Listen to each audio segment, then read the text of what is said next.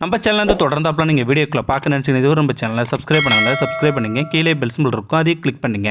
சரி வாங்க நம்ம வீடியோக்குள்ளே போகலாம். வணக்கம் நண்பர்களே. ஒரு சிறுவன் தினமும் ஒரு மரத்தில் ஏறி உட்கார்ந்து கொண்டு ஆடிப்பாடி விளையாடிட்டு போவான். அவனை பார்த்தாலே அந்த மரத்துக்கு ஆனந்தம் பொங்கும். திடீரென்று ஒரு நாள் அந்த சிறுவன் வரவே இல்லை.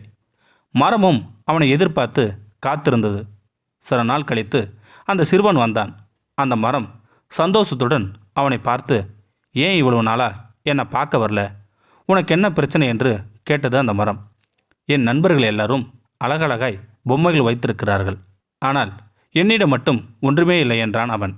கவலைப்படாதே, இந்த மரத்தில் உள்ள பழங்களை எடுத்துச் சென்று கடையில் விற்று பொம்மை வாங்கிக்கொள் என்றது அந்த மரம். என்னை பார்க்க அடிக்கடி வந்து கொண்டிரு என்றது அந்த மரம். அவனும் மகிழ்ச்சியுடன் பழங்களை பறித்து சென்றான். மறுபடியும் அவன் வரவே இல்லை அந்த சிறுவன். மரம் அவனுக்காக ஏங்கியது. பல வருடம் கழித்து ஒரு நாள் வந்தான். அவன் முகத்தில் கவலை தெரிந்தது. இப்போது அவன் வளர்ந்திருந்தான்.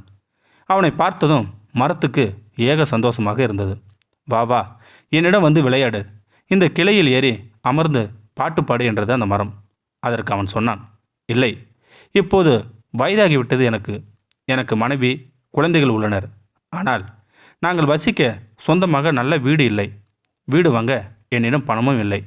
மரம் உடனே சொன்னது, பரவாயில்லை, உனக்கு கொடுக்க என்னிடம் பணம் காசு இல்லை. அதற்கு பதில் என்னுடைய கிளைகளை வெட்டி எடுத்துச் செல், அதில் ஒரு வீடு கட்டுக்கொள் என்றது அந்த மரம். அவனும் கோடாரியால் கிளைகளை வெட்டத் தொடங்கினான். இப்படியே ஒரடியாக என்னை பார்க்காமல் இருக்காதே, முடிந்தவரை வருடம் ஒரு முறையாவது பார்த்து செல் என்றது அந்த மரம். வேண்டிய கிளைகளை வெட்டி எடுத்துச் சென்றான் அவன். அதற்கு பின் பல வருடங்கள் வரவே இல்லை. வருவான் என்று மரமும் நித்தமும் காத்திருந்தது. பல வருடங்கள் கழித்து பார்க்க வந்தான் அவன். மரம் அவனை பார்த்து ஆனந்தம் கூத்தாடியது. அவன் எப்போது போல சோகமாக இருந்தான். ஏன் இப்படி இருக்கிறாய் என்று மரம் கேட்டது.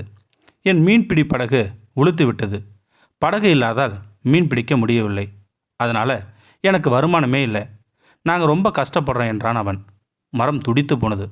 நான் இருக்கிறேன், என்னுடைய அடிமரத்தை வெட்டி எடுத்துக்கொள், அதை வைத்து நீ பெரிய படகு கட்டிக்கொள் என்றது அந்த மரம்.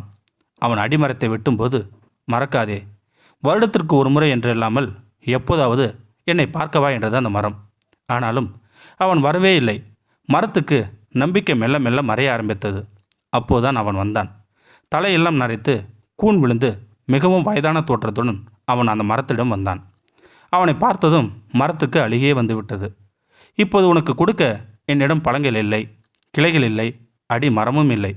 உனக்கு கொடுக்க என்னிடம் ஒன்றுமே இல்லை என மரம் வருந்தியது.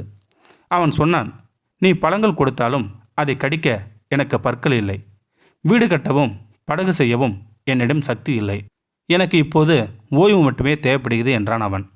அப்படியா, இதோ தரையில் கிடக்கும் என் வேர்களை படுத்துக்கொள் என்றது அந்த மரம். அவனும் அந்த வேர்களில் தலை வைத்து படுத்து கொண்டான். இந்த சுகத்துக்குத்தான் அந்த மரமும் பல வருடங்கள் ஏங்கி தவித்தது. இப்போது அந்த ஏக்கம் நிறைவேறியது அந்த மரத்துக்கு. அந்த மரமும் ஆனந்த கண்ணீர் விட்டது. இது மரத்தின் கதையல்ல நண்பர்களே, நம் பெற்றோர்களின் கதை. இந்த சிறுவனைப் போல் நாமும் சிறு வயதில் தாய் தந்தையரோடு விளையாடுகின்றோம். வளர்ந்து பெரியவனானதும் தமக்கென்று குடும்பம், குழந்தை என்று ஒதுங்கி விடுகின்றோம். அதன்பின் ஏதாவது தேவை அல்லது பிரச்சனை என்றால்தான் அவர்களை தேடி போகின்றோம். நம்மிடம் இருப்பவைகளெல்லாம் அவர்கள் கொடுத்தது என்பதை புரிந்து கொள்ளுங்கள். நம்மால் அவர்களுக்கு எதுவும் கொடுக்க முடியாது. நம்முடைய பாசம், அன்பு, அனுசரணையான வார்த்தைகளை தவிர அவர்கள் விரும்புவது அதைத்தான் நண்பர்களே. இந்த வீடியோ உங்களுக்கு பிடிச்சிருந்தா கமெண்ட் பாக்ஸில் கமெண்ட் பண்ணுங்கள். கூட உங்கள் ஃப்ரெண்ட்ஸுக்கு ஷேர் பண்ணுங்கள். இதுவரை நம்ம சேனலை சப்ஸ்கிரைப் பண்ணுங்கள். கீழே பெல் சிம்பிள் இருக்கும், அதையும் கிளிக் பண்ணுங்கள். தேங்க்யூ ஃபார் வாட்சிங்.